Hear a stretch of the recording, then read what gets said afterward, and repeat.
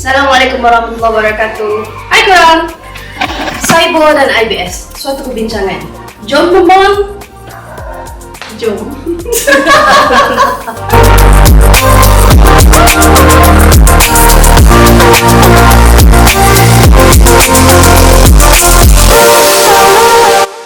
Kita dah membawa tentang organ yang terlibat, iaitu gut atau sistem pencernaan ataupun digestive system, di mana dalam episod 1 dan 2 kita bercakap tentang bilik atas, dan episod 3 dan 4 kita bercakap tentang bilik bawah. Kita dah membawa tentang apakah Saibo dan IBS. Kita juga membawa cara mengenal pasti apakah gejala dan semboyan sakit di bilik bawah. Minggu lepas kita bawakan solusinya. Antara perkara yang kena tahu adalah apa yang boleh trigger ataupun menjadi pemicu kepada permulaan sakit Saibo dan IBS. Hari ini kita akan membawa dan berbincang tentang Saibo dan IBS dengan Dr. Hana dari Klinik Taqwa Masjid Tanah. Hello. Okay, so Hana, hari ini kita sambung membawa pasal Saibo dan IBS. Adakah Hana rasa Saibo dan IBS ini kerap berlaku? Okay, so kalau biasanya lah dalam clinical setting, rasanya memang banyak dapat cases di mana pesakit-pesakit dia datang dengan simptom-simptom yang kemungkinan besar adalah simptom of Saibo ataupun IBS. It is actually agak common, terutama sekali sejak semenjak ni lah, sejak musim COVID ni. So jadi boleh ke kita kenal pasti apakah itu sama ada pesakit itu dia tengah mengalami masalah Saibo ataupun IBS sebenarnya? Actually lah, sebenarnya tak berapa senang sangat untuk kita differentiate between Saibo and IBS, sebab dia punya simptom dia boleh jadi seakan-akan sama, tapi mungkin ada antara symptoms yang mungkin common. Usually diorang akan senang dapat rasa macam angin, mungkin senang dapat juga macam reflux, and then apa lagi ramai juga yang mungkin dia kerap dapat sakit perut, and actually this symptom seakan-akan sama. I go to the easier question. Adakah Saibo dan IBS ini normal? Yes, Saibo dan IBS ni adalah senario yang sangat common di kalangan rakyat Malaysia, dan I think di dunia jugalah.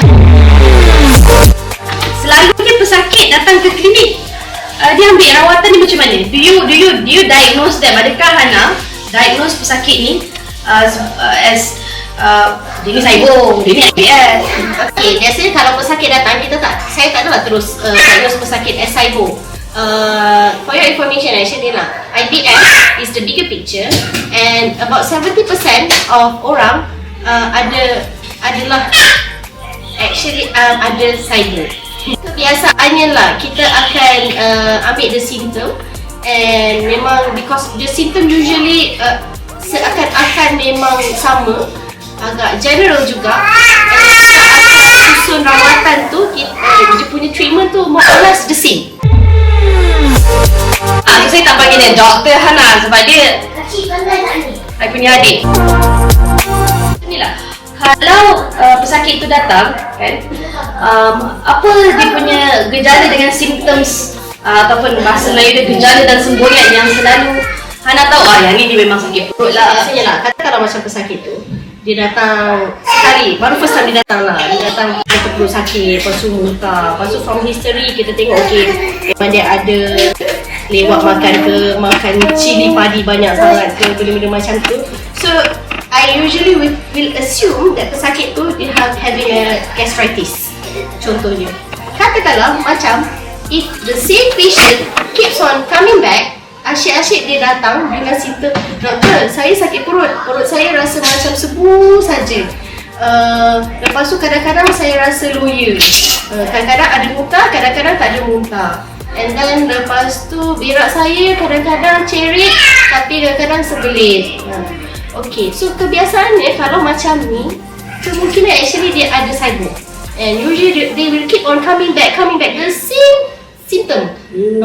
And then And other than that, kalau macam yang contohnya kalau macam cases of IBS, usually mungkin patient tu dia punya simptom dia boleh seakan-akan sama, tapi usually diorang punya most prominent punya simptom is diorang selalu kata sakit perut, berak mungkin cirit every now and then, kadang-kadang mungkin berak dengan ada lendir lah apalah, tak boleh salah makan sikit, and pun sama juga senang perut rasa angin, sebu, tak selesa, and dia punya simptom selalu apa orang kata kerap datang benda yang sama, asyik datang simptom yang sama.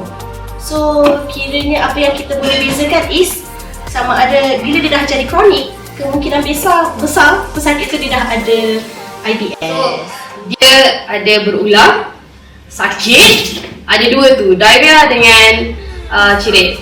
And I would say that SIBO dengan IBS susah pun nak bezakan. What do you think? Yeah, actually dia tak adalah senang untuk bezakan. In fact, SIBO sebenarnya dia bawa IBS. Just that about 70% of orang dia ada of IBS sebenarnya adalah dikategorikan under SIBO. So jadi pesakit ni datang, Hana akan bagi dia ubat-ubat yang berkaitan lah. So katakanlah kalau dia tak rawat dia punya IBS ni, so kita come to the conclusion that SIBO adalah bawa IBS. So kita cakap IBS je lah.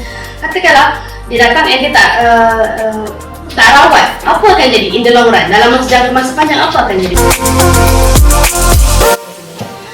Kebiasaannya lah, nampak satu pesakit-pesakit yang macam ni usually dia orang very anxious, a lot of anxiety. Sebab dia kata, doktor sakit perut saya asyik sakit je, doktor rasa saya ada kanser tak? That one is actually antara common worries. And then dia orang akan sekejap-sekejap MC. Lepas tu ada yang jadi berat badan makin lama makin kurang because dia orang find it susah. Semua benda tak boleh nak makan ni dapat sakit perut, makan ni dapat sakit perut. So berat badan dia orang boleh jadi makin kurang. Oh, okay.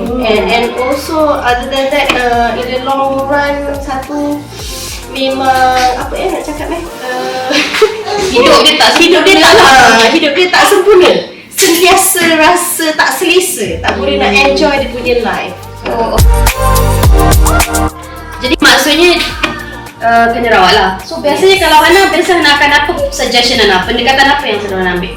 What kind of treatment you always suggest to these patients? Kalau sekali datang biasanya memanglah kita bagi capur ke, kasih ubat symptomatic treatment, but you have to remember yang those ubat actually are just symptomatic treatment.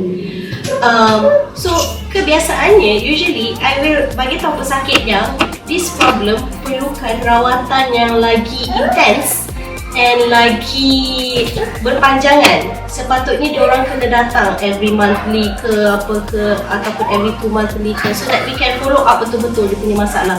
And usually what I will suggest is, satu, diorang boleh ambil prebiotic.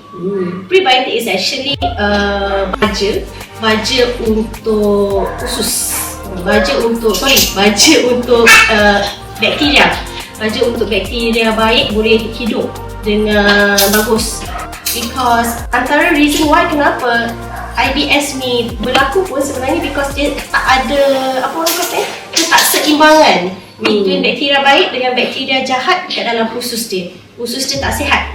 So usually I will cakap yang kata yang prebiotic ni adalah satu suplemen whereby you boleh bantu untuk sihatkan balik you punya usus. Tapi bukannya you makan untuk seminggu dia terus baik, tak. Because you keep on, you have to ambil untuk jangka masa yang quite some time. Sebab nak build up balik tu will take long time, tak cepat. On top of that, you can also add on macam contohnya dengan probiotic. Tapi usually I won't give probiotic untuk berterusan untuk jangka yang masa yang panjang.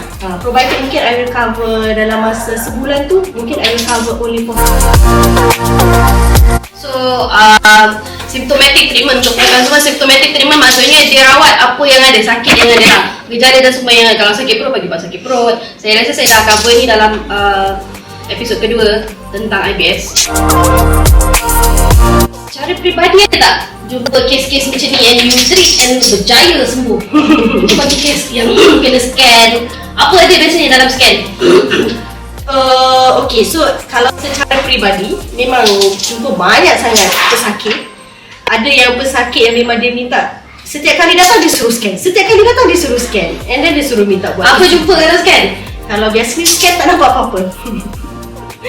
Sebab satu lagi you have to faham yang kata kalau macam in case of IBS ke gastritis ke, kalau you scan memang tak nampak apa-apa pun.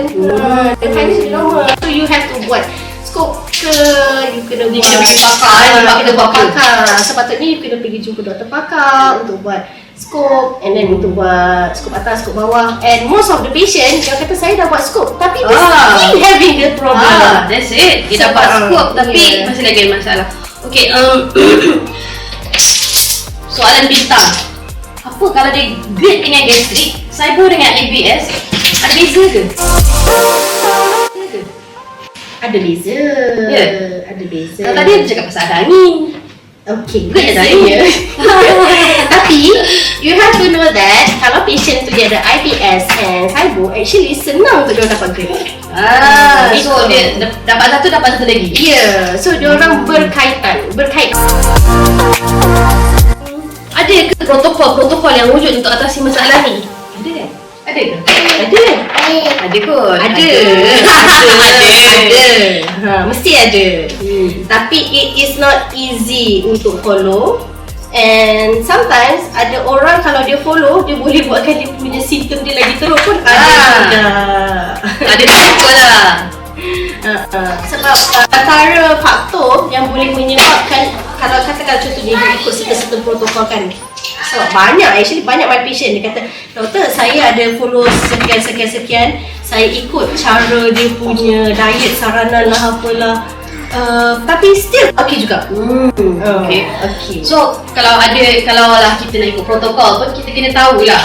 Maksudnya kita kena, we have to know orang ni siapa, bertauliah ke tidak, and then kalau follow pun kena dengan ilmu jugalah. Tak boleh lah terlalu strict, tak boleh lah terlalu tak strict pun, macam mana nak sembuh kan. So in between lah And actually I want to add on yang antara reason why ada juga orang yang walaupun despite dia dah cuba cara jaga diet, dia dah cuba juga try ambil supplement for quite some time, tapi mungkin dia ada cuba juga cara rawatan-rawatan yang lain untuk makan ubat this and that, tapi dia punya simptom still sama.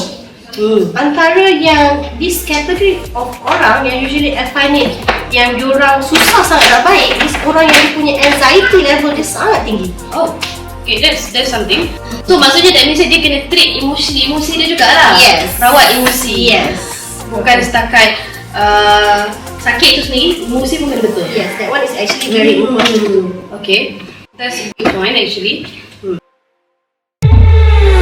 Okay lah, so we're gonna wrap this up. So apa kesimpulan yang Hana boleh cakap pasal SIBO dan IBS and maybe perhaps GERD dengan gastrik? Okay, so satu what I want to cakap is, katakanlah macam if you're having, kalau anda mendapat simptom kerap mendapat sakit perut, banyak benda yang you rasa bila makan boleh trigger, buatkan berak tak betul lah, perut sakit lah, rasa angin lah, and simptom tu kerap asyik berulang dan berulang, saya sarankan anda untuk dapatkan berjumpa dengan doktor yang boleh membantu anda, yang boleh cuba merawat anda secara lagi menyeluruh dan bukan hanya beri anda ubat symptomatic treatment sahaja. Sebab actually ikutkan banyak sangat cases yang kita boleh berjaya merawat, dia sendiri boleh, sebab dia ada pesakit yang dia pernah bagi feedback, katanya dia bila dia buat dia punya own research, dia sendiri jaga makan, dia kurangkan makan gluten, dia start ambil prebiotik, terus dia dah tak payah nak depend on ubat gastrik, ubat angin. Dia punya attacks very apa orang kata setahun sekali je ke, macam tu. So means that you have to have knowledge and jangan just makan symptomatic treatment because dia boleh dirawat. So korang faham dah kan? SIBO, IBS, dan actually kalau kita ada that masalah tu, dia boleh menyebabkan kita dapat gastrik dan juga GERD. Ada kait mengait lah, bilik atas, bilik bawah. At the end of the day, persamaan antara kesemuanya adalah kena jaga makan. Makan makanan yang tak boleh nak trigger. Betulkan you punya microbiome yang ada. Maksudnya mikroorganisma yang wujud dekat dalam kita punya sistem pencernaan. Sebenarnya daripada mulut sampailah ke usus besar, semua ada dia punya microbiome dia. So betulkan yang tu, and insyaAllah masalah boleh selesai. Dan sekiranya ada masalah, kenalah berjumpa dengan doktor ataupun perawat. Ada macam-macam jenis cara untuk betulkan masalah ni. So, ada apa-apa soalan, ada apa-apa yang perlu penjelasan, bolehlah tanya lagi dekat bahagian ruangan komen.